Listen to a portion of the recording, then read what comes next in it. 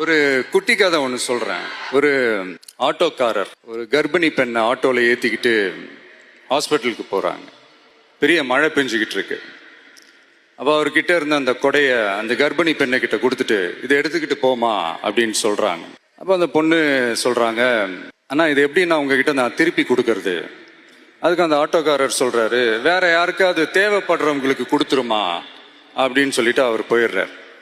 அந்த கர்ப்பிணி பெண் அந்த கொடையை எடுத்துக்கிட்டு ஹாஸ்பிட்டல் வாசலுக்குள்ள போகும்போது அந்த வாசல்ல ஒரு பெரியவர் மழைக்கு பயந்துக்கிட்டு அப்படியே கை கட்டிக்கிட்டு நின்றுட்டு இருக்கிறார். அந்த கர்ப்பிணி பெண் அந்த கொடையை அந்த பெரியவர்கிட்ட கொடுத்து, ஐயா இதை எடுத்துட்டு போங்க ஐயா அப்படின்னு சொல்றாங்க. அதுக்கு அந்த பெரியவர் இதே மாதிரி கேட்கிறாரு, அம்மா நீங்க யாருன்னு எனக்கு தெரியாது, எப்படிமா இந்த கொடையை நான் திருப்பி உங்ககிட்ட கொடுக்கறது?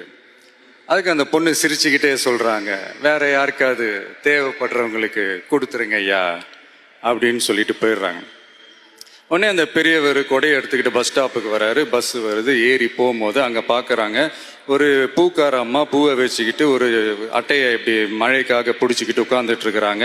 பெரியவர் போய் அந்த கொடையை அந்த பூக்கார அம்மா கிட்ட கொடுத்துட்டு அவர் பஸ் ஏறி போயிடுறாரு.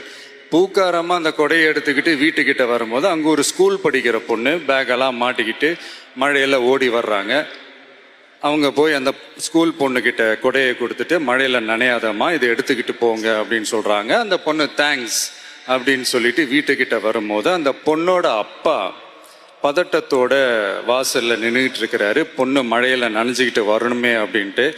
அந்த அப்பா வேற யாரும் இல்லை, அந்த ஆட்டோக்காரர்.